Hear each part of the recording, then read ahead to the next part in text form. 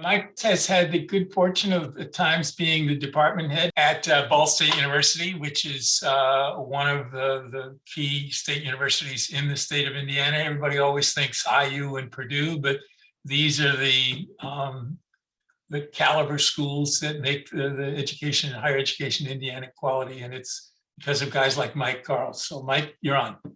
Thank you. So today I'm going to talk about a project that I submitted to Simeo. So it's a modeling scenario called cooking a turkey. And there's going to be a big introduction here, so it's going to take a while to get to this. So the goal of this project is to investigate several models for the cooking time for a turkey based on weight. And we're going to test these models with data obtained from heating curves for turkeys of various weights, and then develop a new model to fit this data.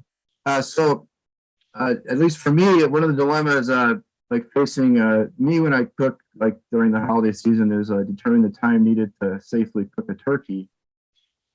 And so you can look up like in cookbooks or newspaper articles or cooking websites, and a lot of them will tell you like when you got to cook a turkey if it's of a certain weight. And this mostly comes from the USDA approximate cooking times for a whole turkey by weight. And so that's on this table here. Gives you cooking times for turkeys of various weights. And here our oven temperature is supposed to be 325 degrees Fahrenheit, and you want to cook the turkey until it reaches an internal temperature of 165 degrees Fahrenheit. That's considered safe to eat. And we'll be working with a degree Celsius, so oven temperature would be 163 degrees Celsius, and safe eating temperature would be 73.9 degrees Celsius. Okay, so for this project, weights are going to be considered as masses. So technically, 1 pound is assumed to represent 1 pound mass in the average system of units. But when one refers to an item's weight in pounds in commercial use, what's actually implied is the item's mass in pound mass units. And so for simplicity in what follows, we're going to use the term weight in pounds to represent the object's mass in pound mass units, and weight in kilograms to represent the object's mass in kilograms. And in case you forgot, 1 kilogram is equal to 2.2. Okay, so let's suppose we want to find a more accurate means to determine cooking time for turkey based on weight. And so the question is there a formula one can use to determine cooking time as a function of weight? And this in some sense is the origin of what I'm talking about here, but there's a book called The Physics of Christmas that was written by Roger Highfield. And so what I'm going to give you a quote from this book. It's going to cover a couple slides. So in 1947, H.S. Karls and J.C. Jaeger went some way towards solving the seasonal problem in a reference work entitled Conduction of Heat in Solids. They came up with equations that govern heat transfer in a uniform sphere. Little did they know that they had provided an excellent starting point for a theory to find the correlation between the radius of a turkey and its cooking time. And to ensure that the mathematics did not get out of hand, they made a few simplifying assumptions. So in the Christmas context, these can be described as follows. First, the oven must be maintained at a constant temperature throughout. Second, the thermal diffusivity, a measure of how fast heat passes through the turkey, is independent of temperature and time.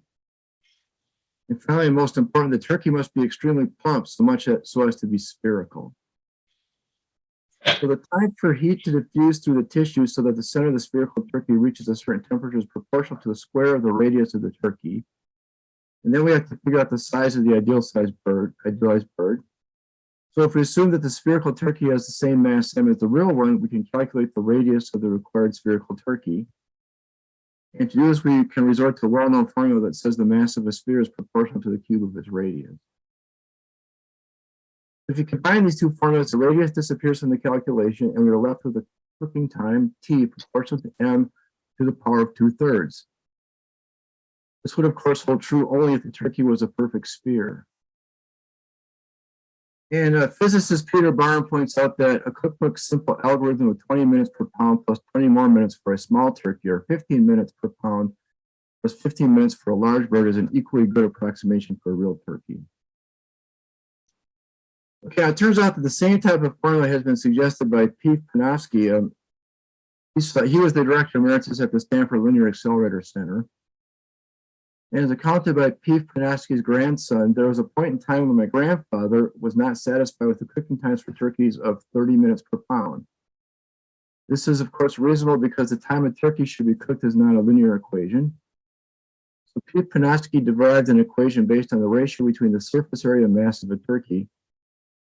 And so he came up with cooking time for a stuffed turkey in a 325 degrees Fahrenheit oven is given by T equals weight to the 2/3 divided by 1.5, where T is the cooking time and hours, W is the weight of the stuffed turkey in pounds, and the constant 1.5, that's determined empirically. Okay, so I always thought this would be a neat project to work on. And last fall, about a year ago, I discovered a paper by Yihi Jenny Lin, Lisa R. Wang, and John Jim Wang entitled Physics in Turkey Cooking, Revisit the Panoski Formula. And so they showed how Panoski's formula can be using essentially the same ideas as suggested by Highfield. And they arrived at the following modified Panoski formula. So think back to the last slide, the Panoski formula. So the time is equal to the weight ratio of the 2/3 divided by 0.5. So here's the modified Panoski formula that these authors came up with. So here the time is given by this expression. And the parameters in this model are turkey density rho, oven temperature T sub H, initial turkey temperature T naught. These are turkey center temperature T sub C. Turkey thermal diffusivity alpha, with alpha being a K over rho times C, where K and C are the turkey thermal conductivity and turkey specific heat, respectively. Those are things you can look up for turkey. So from equation one sees that instead of a Panoski coefficient 1.5, the modified Panoski coefficient would be this expression here.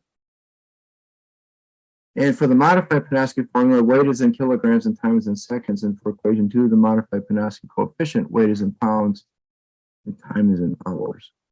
And unlike Panoski's model, in which the coefficient's value of 1.5 depends on a fixed oven temperature and unknown initial turkey temperature, we see that the modified coefficient P is affected by several factors, in addition, including initial turkey temperature T naught and desired turkey center temperature T sub C.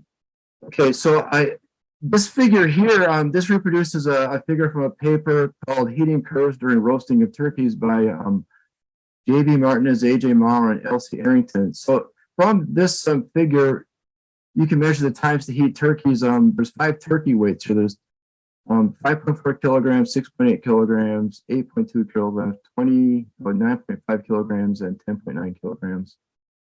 And so we can look at the time it takes to get these turkeys of these different weights to a safe temperature of 165 degrees Fahrenheit or 73.9 degrees Celsius.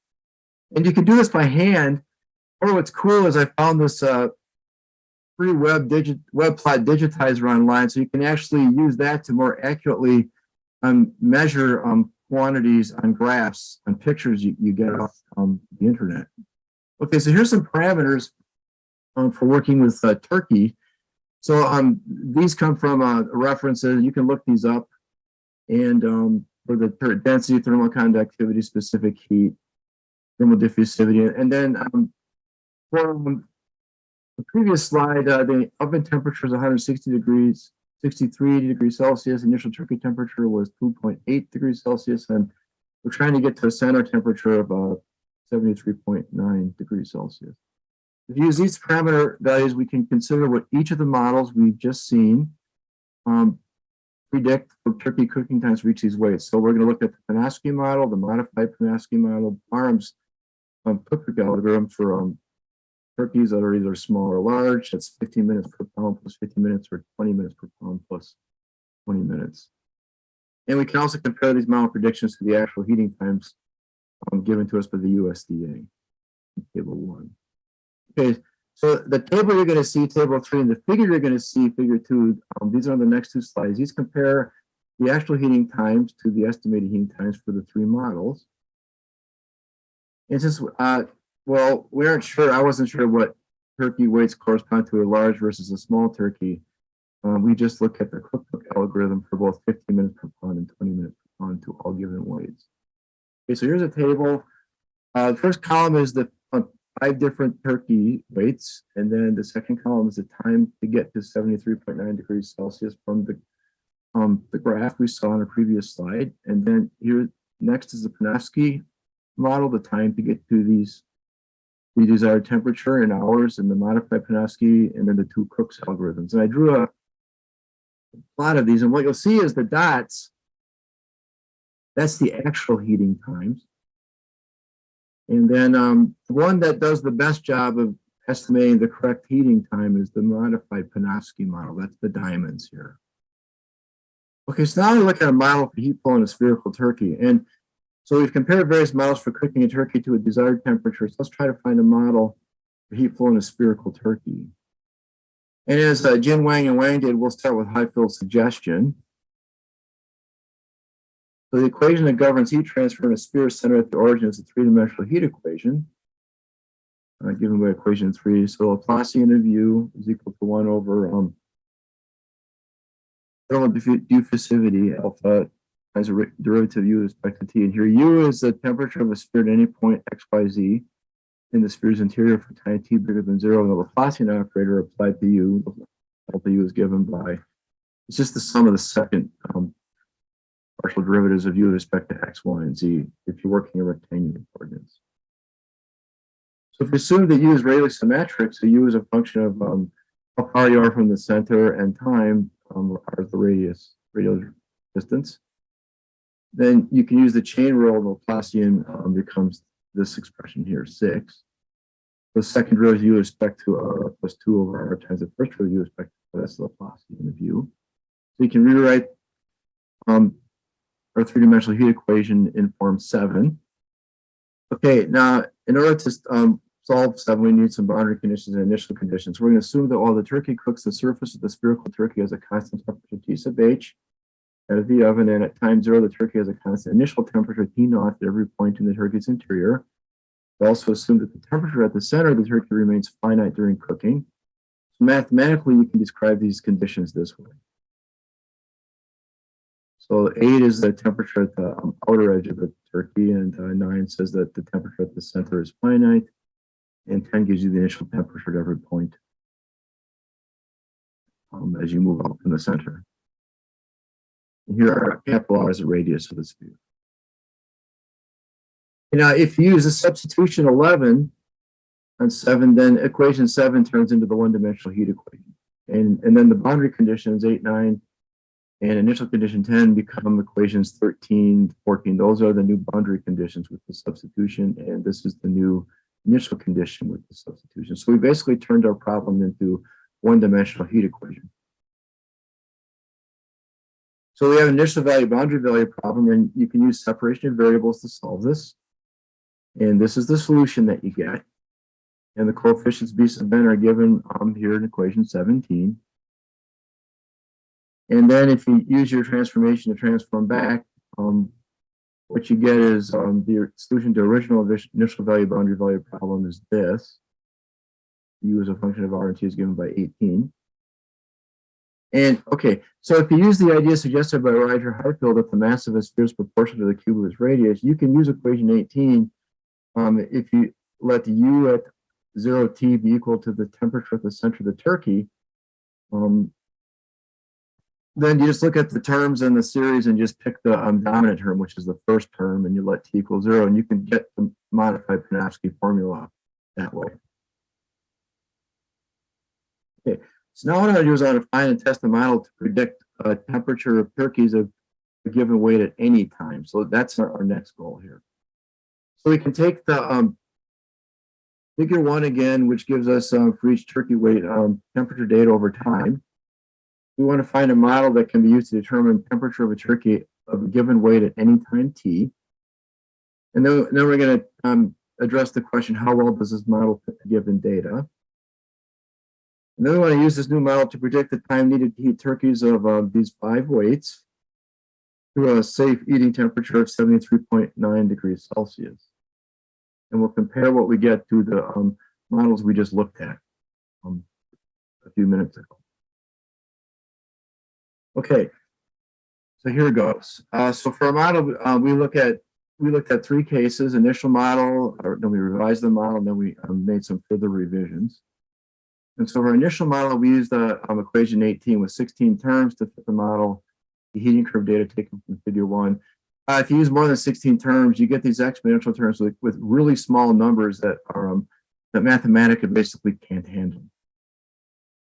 And so for our parameters, initial temperature, oven temperature, and thermal diffusivity, we're going to use the given values from above in table 2. Now, for these heating curves, they actually were measured by means of a thermocouple in breast meat, 4.5 centimeters from the surface of the turkey. So we're going to choose R in our formula, the radius to be the outer radius minus 4.5 over 100 to get things in meters. And if you look at figure 3, our results aren't really very good. And here the dots are the measured data and the curves are the model. That's what we're going to have for each of the graphs you're going to see. Okay, so for our first model revision, we treated alpha as an unknown parameter, and we notice we can choose alpha to get a good graphical fit with different values of alpha for each weight, so for the 5 different turkey weights. And then if you use Mathematica's find minimum command, we can get an alpha value for each weight to minimize the sum of the square errors for each weight, and what we get is the results shown in figure 4, which look a lot better than what we had before. But the square errors range from 2644 degrees Celsius squared for the smallest turkey to 89 degrees Celsius squared for the largest turkey, with the root mean square error of about 8.15 degrees Celsius calculated over all 5 turkeys' weights. So for our second model revision, we decided to treat the oven temperature and initial temperature as parameters that are unknown along with the parameter alpha, and repeated the last case. And we're choosing a set of parameters for alpha, T naught, T sub H to minimize the sum of the square errors for each weight. And you get graphically, it's pretty clear we're getting better results here. And our square errors are reduced with a root mean square of about 1.41 degrees Celsius. But the only drawbacks to this model are the parameters alpha, T naught, and T sub H depend on the specific weights for which we have measured data. And the model only works for these 5 specific weights. So what if we wanted to apply the model to a turkey of any weight? Well, if you plot each parameter versus weight, what we see is there's essentially a linear relationship between each parameter value and the weights. So for our third model revision, we fit linear functions of weight to the choices of alpha, T naught, and T sub H from the last model. And we get a model that's a function of weight only that can be applied to any turkey weight. And in figure 6, we see that we get an excellent graphical fit with the trade-off being a slightly higher square error and a root mean square error of about 22.75 degrees Celsius. And then finally, as a fourth model, in order to reduce the square errors, we constructed a model that has 6 parameters by means of new linear functions for alpha, T naught, and T sub H. So I mean, for each of these parameters, we have three linear functions with 2 parameters in each for the slope and intercept. And if we choose values for these 6 parameters to minimize the square errors for all weights, we get a model that works for all weights with essentially the same graphical fit as our third model revision, significantly smaller square error, and a root mean square error of about 1.92 degrees. And figure 7 outlines these results. Okay, so using this fourth model revision, we can also estimate the cooking time. So we can go back and compare to what we're looking at the beginning of our talk today. So we can solve numerically for the time t at which the turkey breast location of thermocouple reaches 73.9 degrees Celsius. And these estimated cooking times are listed in the next table. So what you have here is for each of these 5 turkey weights, the actual time to get to 73.9 degrees Celsius. And then here's what our latest model predicts. And if you look, these look really good, especially for the 3 middle weights. They're slightly high for the smallest weight and the largest weight, but overall they look pretty nice. And graphically, we can compare our latest model to the original models we looked at. And what we see is that our latest model is most accurate overall, especially for the middle 3 weights, with a close agreement with a modified Penasky model for weights closer to the smallest turkey or the largest turkey weight. And we find for our latest model, the root mean square is 0.135 hours or about 8.10 minutes with an average overestimate of about 6 minutes. So here's the dotted curve. That's our latest model. And you see it's matching up very nicely with the actual time to get to 73.9 degrees Celsius, these 3 dots here and here, but it's close to the modified Penasky estimate for those 2.